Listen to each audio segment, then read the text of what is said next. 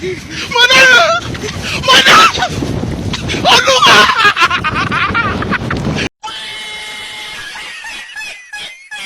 A few moments later.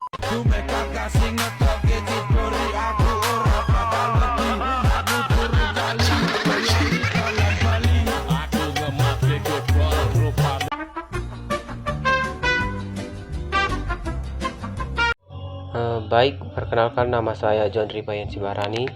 Saya dari kelas 12-1.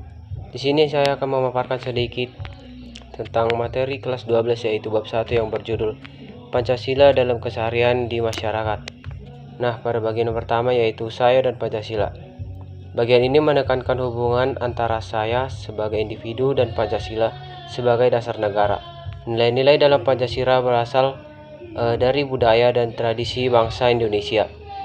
Oleh karena itu, setiap warga negara perlu menjaga dan mengamalkan nilai-nilai Pancasila dalam kehidupan sehari-hari agar tetap hidup dalam diri bangsa Indonesia. Nah, sudahkah kita berkutip sebagai berpancasila?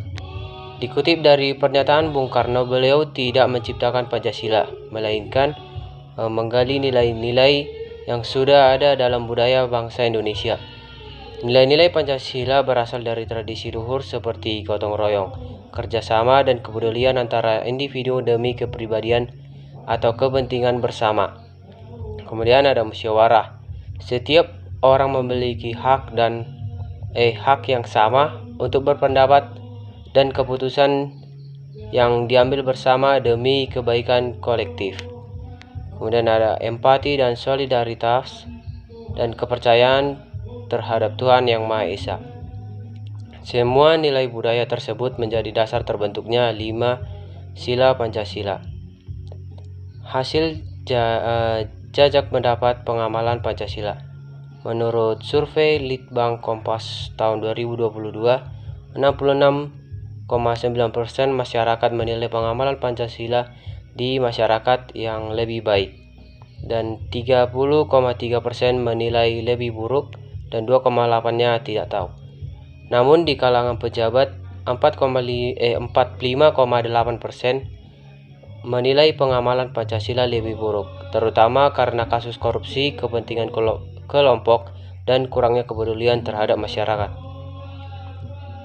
Kesimpulannya, bahwa pengalaman Pancasila harus terus ditingkatkan mulai dari diri sendiri agar bangsa menjadi lebih maju, damai, dan sejahtera. Kemudian ada nilai-nilai tiap sila Pancasila.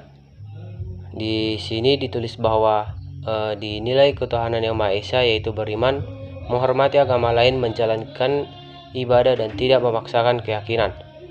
Kemanusiaan yang adil dan beradab, yaitu menjunjung tinggi nilai kemanusiaan, menghormati hak asasi, dan menghargai perbedaan.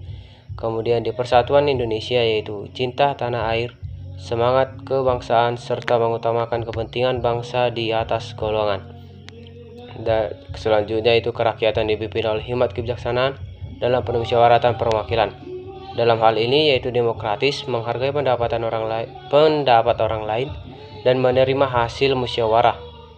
Kemudian itu keadilan sosial, yaitu keadilan sosial bagi seluruh rakyat Indonesia. Ini menjamin kesejahteraan, keadilan, dan tidak hidup berlebihan. Kemudian ada contoh perilaku berpancasila. Beberapa contohnya yaitu menghargai agama atau kepercayaan orang lain, menolong orang lain tanpa memandang perbedaan suku, agama, ataupun status sosial. Dan yang ketiga yaitu gotong royong, musyawarah, dan toleransi dalam kehidupan sosial. Dan perilaku-perilaku tersebut perlu dilakukan secara konsisten di rumah, sekolah, maupun di masyarakat. Kemudian ada pentingnya refleksi diri, bahwa refleksi adalah proses melihat kembalinya apa yang sudah dilakukan untuk memperbaiki diri. Dengan refleksi, seseorang bisa belajar dari pengalaman, mengetahui kekurangan, dan memperkuat perilaku berpancasila.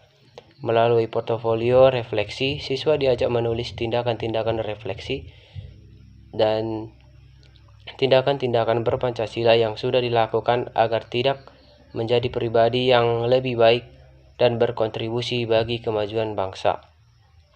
Nah, dapat diambil kesimpulannya bahwa Pancasila bukan hanya dasar negara tetapi juga pedoman hidup yang harus diwujudkan dalam tindakan nyata.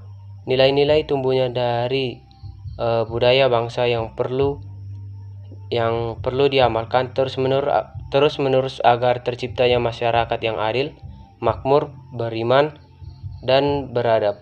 Setiap warga negara, mulai dari individu hingga pejabat, memiliki tanggung jawab untuk meneladani nilai-nilai Pancasila dalam kehidupannya sehari-hari.